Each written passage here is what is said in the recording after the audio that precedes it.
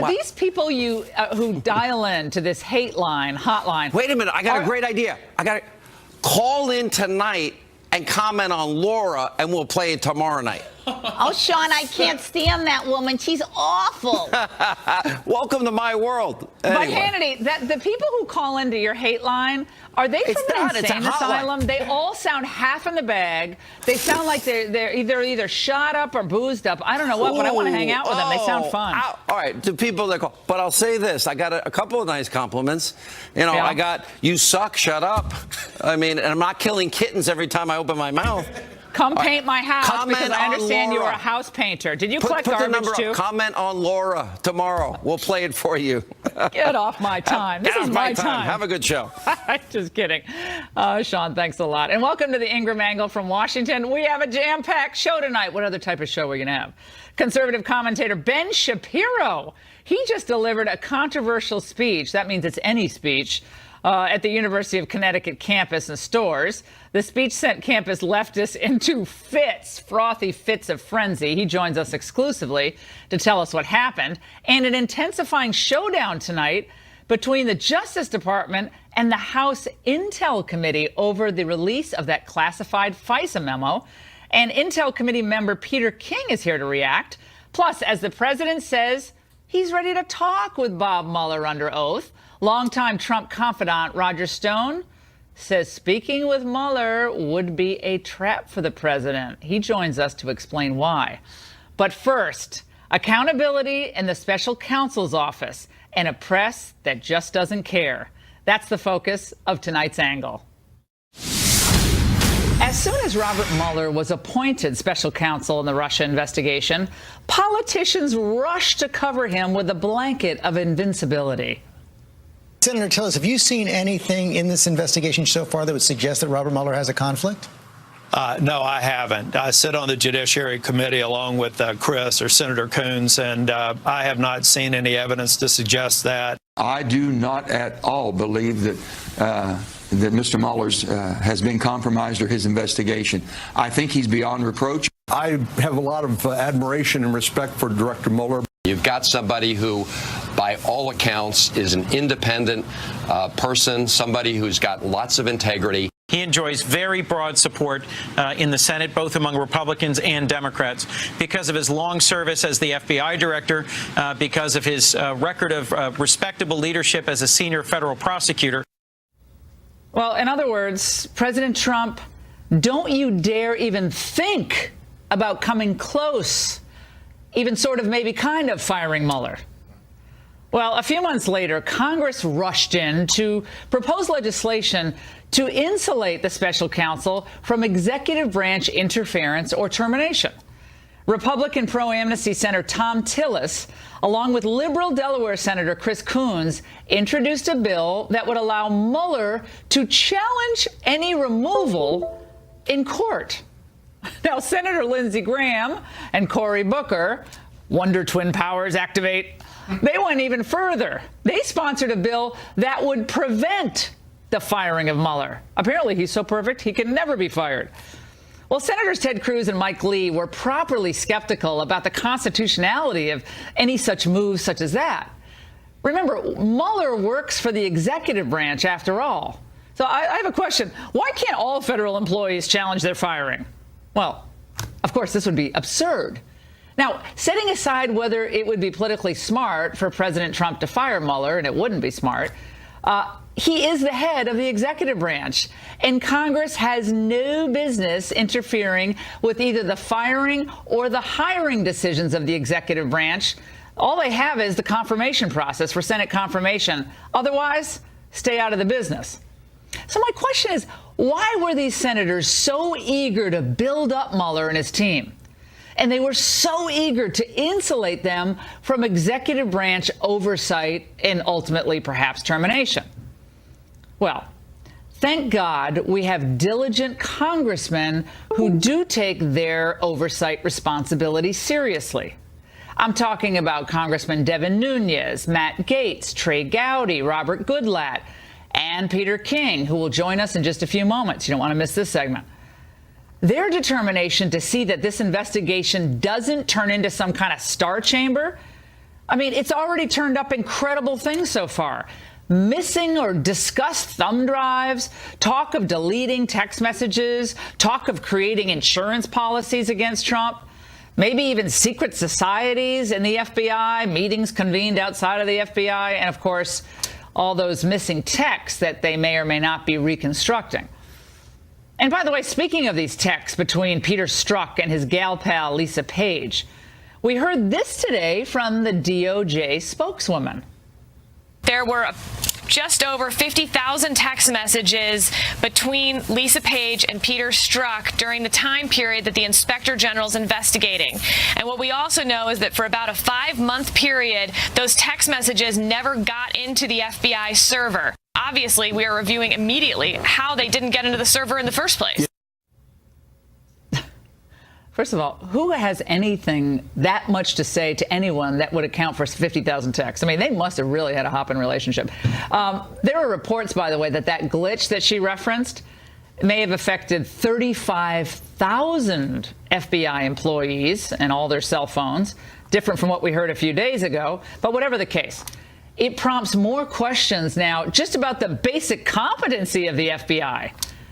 Oh, sorry. Or are we not even allowed to wonder what else Peter Strzok and Lisa Page said to each other about Trump, Flynn, Comey, and maybe even the old Hillary email investigation? I'm sure it wasn't all 50,000 texts of sweet nothings. Well, by the way, I've noticed a pattern here. Maybe you have as well. The more we learn and the closer Congress gets to the truth, some of this underlying evidence, the more vicious the media attacks on those people who are seeking answers. Meetings offsite, secret society, anything you can tell me without having to kill me? This is nonsense. It's just complete nonsense. You're telling me that law enforcement agency is treating people unequally because they have a political vendetta? If you're going to tell the American people that's what happens in third world dictatorships. That doesn't happen here. Republicans are talking about this secret society inside the FBI. They sound like crackpots. They're going to rue the day of going down this road and having this institution come apart and sullied and have the kind of morale problems that could be long-lasting down the road. And then who are they going to look to? Well, certainly not to the head of the RNC, who's trashing the current president of the United States. Well, I'm just glad the Democrats are finally supporting law enforcement. The FBI, you can never question them. Let's look back now. For years, the left has indulged groups like Black Lives Matter, the ACLU, and CARE, who reflexively impugn the integrity and character of police anytime somebody captures one of those unpleasant cell phone videos. The police are too aggressive, they're racist, they're anti-Muslim, you know the drill. But now that Mueller, of course, it's state versus federal, but Mueller is targeting Trump, oh boy, law enforcement, you can't question them. They can't do any wrong. They should never be fired. Hell, they shouldn't even be questioned. Now, one would think that the media, some in the media, would have a little bit of curiosity about, I don't know, the conflicts of interest in the special counsel's office. If they distrust law enforcement and investigators on the state level so often, why do the feds get a pass? Well, there is, without a doubt, a deep-seated animus, and that's putting it mildly, toward the president by key members of the Mueller investigative team. And rather than confront the growing evidence, the left, well, they pull a Saul Alinsky and they start demonizing members of Congress and anyone, frankly, anyone who dares to question the methods and the motives of the Obama Justice Department and now the Mueller gang. The black cloud that hangs over this Russian investigation, let me tell you this. It wasn't created by Fox News. It certainly wasn't created by talk radio. I mean, none of us hired Jeannie Rhee, who previously worked for the Clinton Foundation and represented Obama's national security advisor, Ben Rhodes. And I'll tell you this, Fox News and talk radio did not appoint Andrew Weissman. As if the man cannot oversee his own team and remove the partisans, then you have to conclude he's either in over his head, or he's just not good for this role, or he's negligent in this duty. And that will compromise the ultimate findings of this investigation, whatever they may be. Now, I also want to say this. Trump's team made some mistakes early on. I do not think, and I've said this before, it was smart to fire Jim Comey when they did. And it wasn't wise to talk to Lester Holt about the decision to fire Jim Comey. And if the story is true, well, I probably would not have asked acting FBI Director McCabe how he voted in the election. I wouldn't have done that either. The president has to be extra mindful, given the fact that he had already ticked off the intel community with his promise of reforms and, of course, some of his criticisms. So you kick that deep state hornet's nest and you're liable to get stung really bad. Well, today, the president told reporters, hey, I'm happy to talk to Mueller. Are you going to talk to Mueller? I'm looking forward to it, actually. You want to? You have a date set? Here's the story, just so you understand. There's been no collusion whatsoever. There's no obstruction whatsoever. And I'm looking forward to it. I would love to do that, and I'd like to do it as soon as possible. It's a voluntary interview. Listen, you would. But I would do it. Well, I was listening to that audio. He sure seems like he has nothing to hide.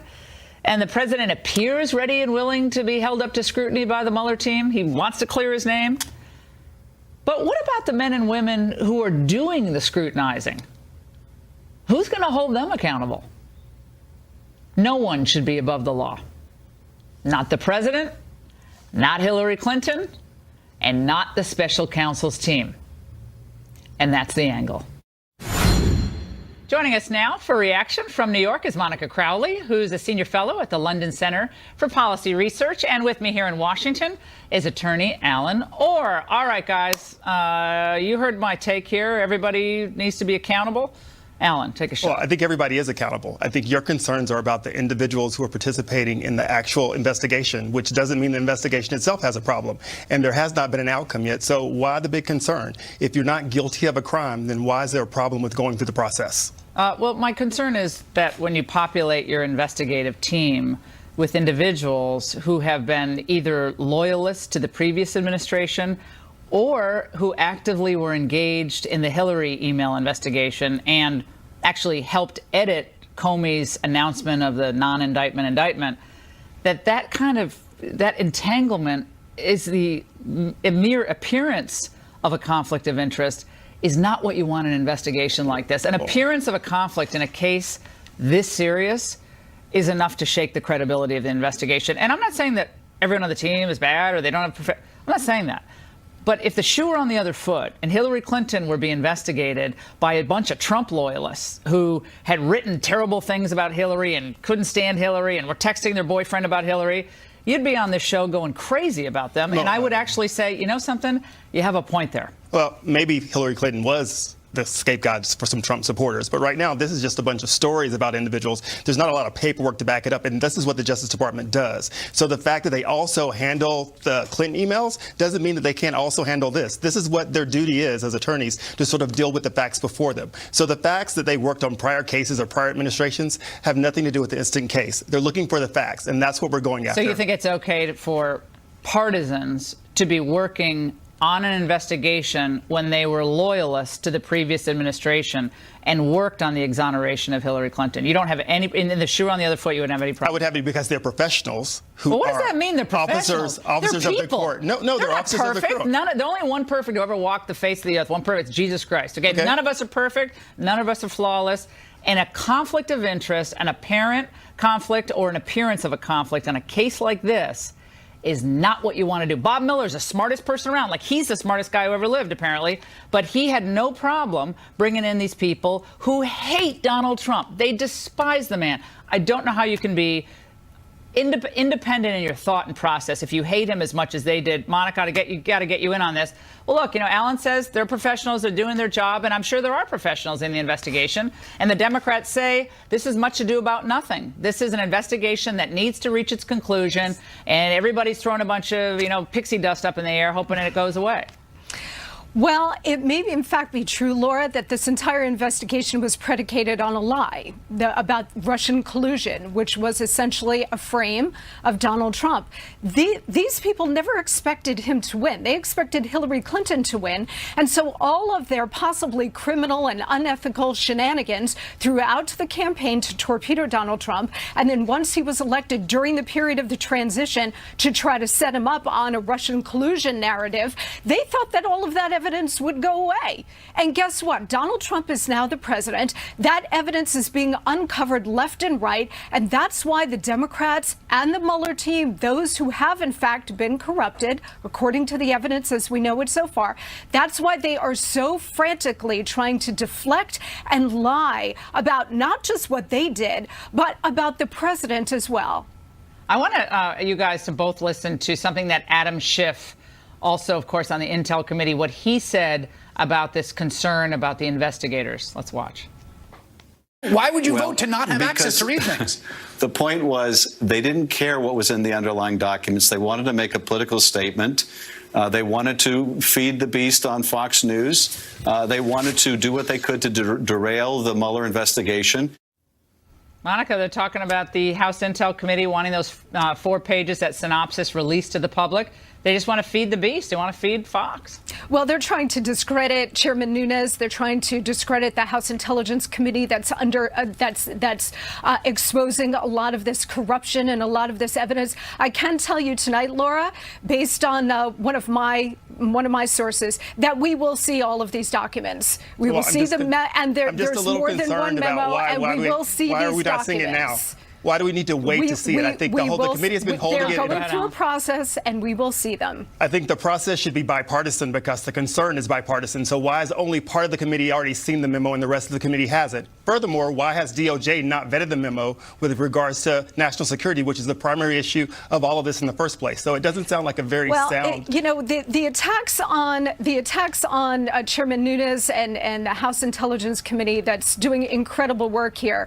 Look, when they talk about, well, those who are attacking their investigation are trying to discredit the FBI and the DOJ and attacking these institutions as dangerous. Yeah. No, you know what? The top hierarchy of the FBI and DOJ, Laura, discredited themselves. And the We're one just talking name about the process. The one name missing from all of this, Laura, is Barack Obama. The idea that all of these people freelanced all of this, or that anything happened in the Obama administration, I'm not sure why we're talking about Barack Obama tonight, because we're talking about the Mueller investigation of Trump. All right, we're out of time. But I think, look, the Democrats have a chance to see this memo. They could all go to the secure room to read this memo. Only, I think, a few have. I'm always for more sunshine, more transparency. Let's see what it is. Let's see if, maybe the Republicans are overblowing it. Maybe this is not a big deal. I don't know. I like to see it for myself. Although people seem really hot and bothered by it. So I think we should all see it. We will see it. And guys, thank you very much. I'd love to have you both back. We have so much more to tell you about the FBI corruption and the Mueller probe coming up with guest Roger Stone and Congressman Peter King. But next, an exclusive live interview with Ben Shapiro, who just gave the first speech by a conservative on the UConn campus since violence broke out the last time a conservative spoke there. Don't move. Under pressure tonight, the University of Connecticut finally let students sponsor a conservative speaker on campus again. Woo! This was after violent protests erupted outside and inside the hall where the Gateway pundits, Lucienne Wintrich, spoke back in November. Well, the Daily Wire's Ben Shapiro just wrapped up a speech hosted by the college Republicans. Here's a sample. Something has to be done about a system where a few crazed leftists decide they don't want to hear somebody speak, and therefore people from the outside who pay taxes to universities like this one can't get in. It's a great thing that universities have people like me, and yes, like the person who's speaking opposite me on this campus, to give a variation of ideas. Oh my gosh, those words are so dangerous.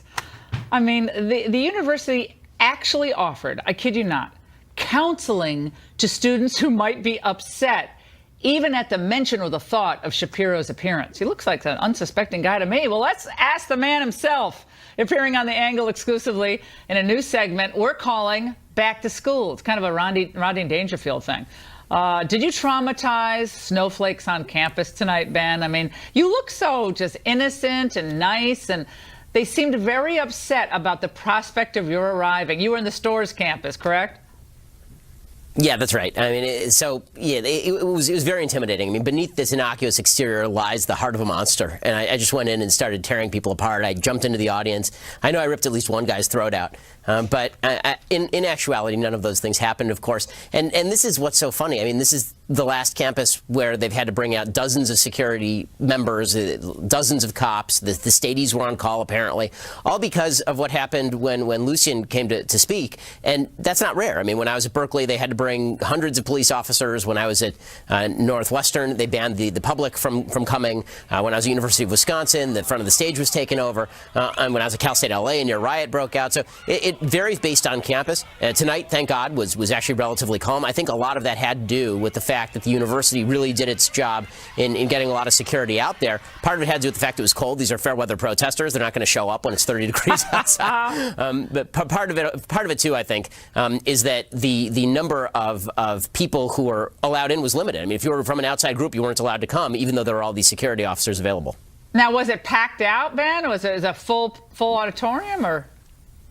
Yeah, I mean, they could have given us bigger space. There are about 500 seats. All of them were full. Yeah. But they did prevent people who wanted to come in from the outside coming in. I was told by the college Republicans there are another 600 to 700 people who wanted to come in and who were turned away because if you're just a tax-paying member of the public and you wanted to come, they wouldn't allow you without a student ID. You sound like Donald Trump. I had 700 people outside and they couldn't get in. I'm just teasing you. He draws slightly bigger crowds than I do. There were 10,000 people outside. No, Ben, we have a clip. We have a clip of a student who actually wanted to get in tonight. Let's watch. They basically said that even if there's open seats and also unclaimed wristbands, they're still not going to let us into the actual event. Did they tell you why? Nope. They said they're not the people to talk to, that there's nobody that will come in and talk to us, and even if there is somebody inside there that could help us or could kind of sort this out, they're not going to come out and talk to us. What do you make of that? They don't want us to go to this event. Why? Because Ben Shapiro. Now, I couldn't tell from that clip or by the look of the guy whether he was like a friend or a foe. I was guessing foe, but then at the end I said friend. I couldn't really tell. It was like this, Ben. But apparently they were like, poor people want to come in. Like, no, you can't go. This is at some point, like two of my brothers went to UConn, so I know the Storrs campus. It was a long time ago, but I know it quite well. And it can't be that scary for them just to hear a conservative speak. It can't possibly be. You know, I don't think that it is. As I said in the speech, if you actually have to go seek mental health counseling because you hear that I'm coming to campus, you probably need to seek mental health counseling for a number of other issues that you have. But again, it's the security that I think is the new way that censorship is taking place. So as I've said, there are a bunch of campuses now where the administration says, yeah, we're happy to have a conservative speak, but we're not going to allow people to come and actually hear this. That's what happened at Berkeley. They had a 1,500-seat theater. They ruled out the top half of the theater, and then they prevented people who came the same day from actually attending. It's not restricted to me. This is happening to a bunch of conservative speakers around the country, all in the name of safety. But Anita Hill spoke at UConn last week, and it was completely open to the public. So all you need to have is a few leftists who are nasty and make threats, and then presumably the entire public is barred from coming in the name of safety, of course. So it's like Obamacare. You have access to care in theory, but you don't really have care. You're there, but you can't really hear you. I just have to read, Ben, because I was like crying laughing. The diversity officer at UConn, Joelle Murchison, in her letter that just went out before your speech, that we understand even the thought of an individual coming to campus with the views that Mr. Shapiro expresses can be concerning and even hurtful. Please utilize the many campus resources available if you should want to talk through your feelings about this issue, including my office, the Cultural Center's Dean of Students. I actually want to go pay her a visit and say, I've had a tough day today, and I really need some, just a hug. I mean, you just need a hug. Well, Ben, I'm glad you look good, though. You look like you had fun tonight. It was fun. And I will say this, there's no more useless title on campus than Chief Diversity Officer, whose entire job is to just pretend to care about a bunch of people who are too weak-kneed to actually come in here a dissenting point of view. All right, Ben Shapiro, and great to talk to you. And by the way, the Department of Justice is demanding Congressman Devin Nunes not release a memo alleging surveillance abuses by the Obama-era FBI. Gee, I wonder why. House Intel Committee member and Ingraham fave Peter King joins us with a reaction next.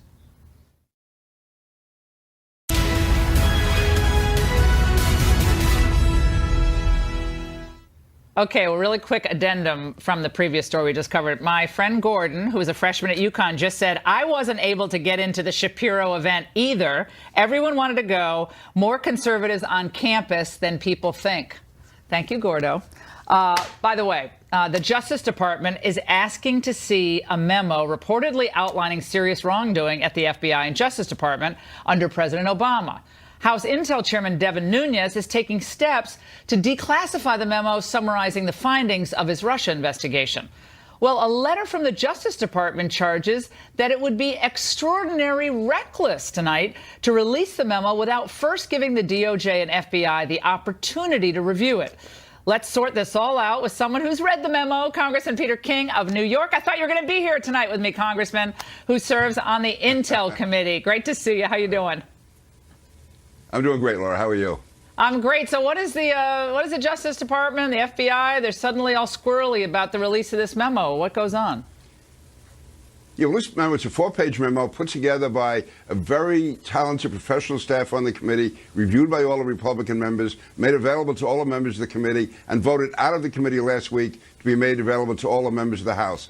The findings in here are very, very significant, showing, I believe, either terrible mistakes or deliberate wrongdoing at high levels.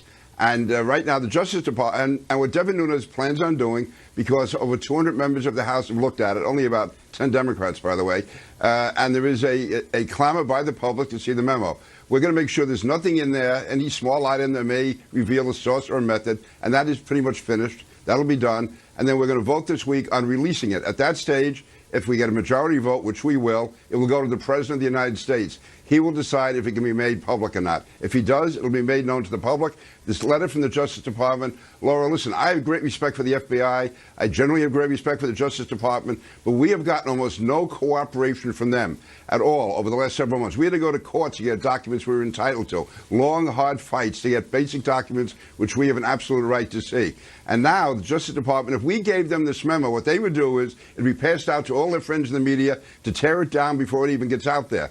Everything that's in that memo is from the Justice Department, information we found. There's no surprises there to them. They just want to be ready, I think, to attack it, and they want to attack it, make a preemptive attack on it. We're not going to let them. I understand. I've not spoken to Devin, but I've spoken to his staff people tonight, and he fully intends to go ahead. We're not going to show it to the Justice Department. Congressman, knowing what you know now, you've read the memo, you've seen the evidence so far.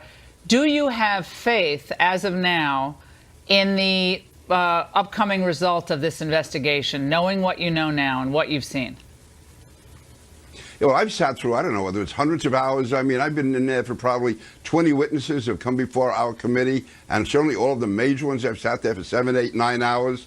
Again, all the big names you've heard about, I've been there for that. I have not heard one word yet indicating any collusion. Now, I don't know if Bob Mueller has anything else, but he's talking to many of the same people. So if they come out with any finding of collusion at all, based on what I've heard, then I would say that they're not doing the job. But on the other hand, I think right now, I believe the president's lawyers feel this is going in the right direction with all the improprieties that went on here. The fact that this investigation, I believe, should never, ever been started in the first place. I look upon it either intentionally or unintentionally as a political hit job. I mean, we're losing sight of the fact here that you have the leading law enforcement organization in the world investigating a presidential candidate based on the flimsiest of evidence. I wouldn't even call it evidence, on the flimsiest rumors. That's what this was based on, and that's a terrible precedent to set. You can do that to any candidate if you wanted to. And when you bring the FBI into a political campaign, it's wrong.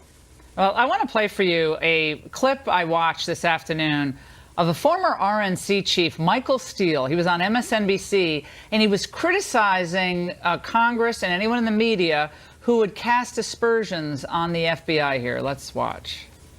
We have now set up a wholesale operation between the White House and Capitol Hill to sully the reputation of good men and women who work inside the FBI because of, as you noted, Howard, some emails. Yes, they're problematic, but let the appropriate authorities ferret that out.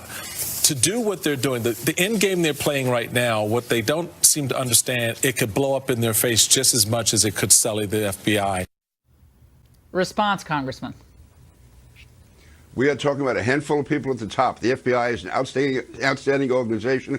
There are people at the top, though, who have not served the FBI well. And I would say the rank and file of the FBI appreciates what we're doing because they are concerned. I mean, I've heard from retired FBI people who are shocked about what's coming out. And to me, the emails, the text messages, that's all important. But that's really just an indication of this investigation from the start should never have been started. It's based on a false premise, and that's continued right through. And whether we're talking about the FBI, whether we're talking about John Brennan at the CIA and others, this to me has all been a concerted effort to go after Donald Trump. Listen, you have a lot of reasons you can disagree with Donald Trump, but to say that he was colluding with the enemy when there's no evidence there, to me, is shameful. And it's going on now. I think it's significant that now it's being leaked to the New York Times that they're talking about obstruction of justice, about events that happened 6 months after the campaign was over. The campaign where the Russians apparently colluded.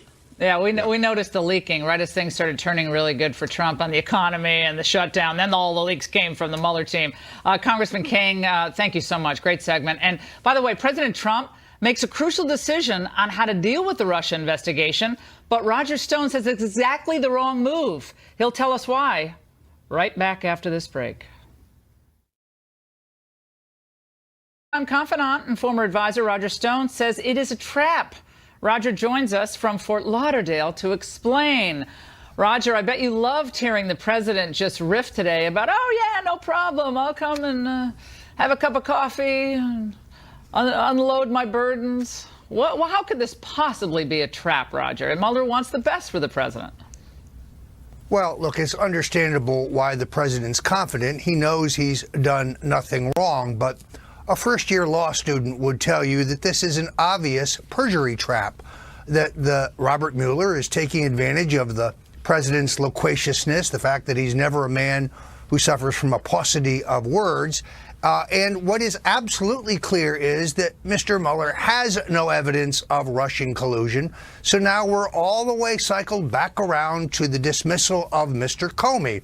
And he seeks to entrap the president in some kind of process crime, perjury, or obstruction. Therefore, the best advice that I could give the president, and I agree with Judge Andrew Napolitano on this, is that under no circumstances should he grant Mr. Mueller an interview. It's a suicide mission. It's a very clear perjury trap. Under Lawrence Walsh's investigation during Iran-Contra, Roger, the special counsel there, Walsh, agreed not to interview President Reagan in person. They submitted interrogatories. The president responded to the written interrogatories, and that's how it went down. Obviously, here, with the precedent of the Star special counsel, they had the videotape testimony and so forth. So it's kind of a different precedent.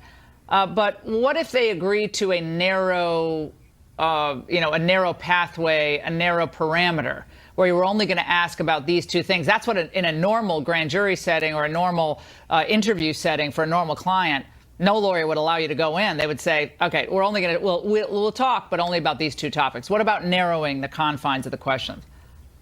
Well, traditionally, if the information can be got otherwise, the president would not be interviewed. A perfectly reasonable compromise to avoid a constitutional crisis would be for Mr. Mueller to submit written questions and for the president to respond to them in writing. I don't see how any reasonable person could disagree with that. But for the president to walk into the blade, as it were, and to try to pretend that Mueller and his band of partisan pirates are just honest brokers, honest prosecutors, just trying to ferret out the truth, is disproved by everything we know so far. And now, with an extraordinary number of text messages from the FBI going missing, I'm old enough to remember when 18 and a half minutes of Nixon's White House tapes went missing and the mainstream media and the liberals went insane. Where is that outrage today? If nothing, that proves the partisan nature of this inquiry and the fact that the Department of Justice under Rod Rosenstein, who I have advocated the president fire immediately for his conflict of interest, is not on the level. John, you said earlier today the following about what the president should do and how we should consider it. Let's watch. I actually think President Trump should welcome the opportunity to speak to Mueller and try to accelerate it, because after he's done, that will wrap up Mueller's probe. Roger, I assume you disagree with that. Well, spoken like the neocon Bushite that he is. Look, I think that's naive. And I think that's how the president's lawyers are selling this to the president. But these are the same lawyers who urged him to waive executive privilege and turn over all records depending on the impartiality and the lack of bias of Robert Mueller. It is a foolhardy piece of advice. It is a suicide mission. Under no circumstances should the president grant Mueller a live interview. Clearly, there is a compromise. Let them submit questions in writing. Let the president respond in writing. I think he could have done better than Ty Cobb and John Dowd. I mean, God bless them as lawyers. I mean, he needed his own dream team, and I think he needed to raise the bar for the council representation as well. Roger, thank you so much. Terrific appearance as always. Now, President Trump gives surprising remarks on Dreamers today. Ooh. Lindsey Graham is a little too happy.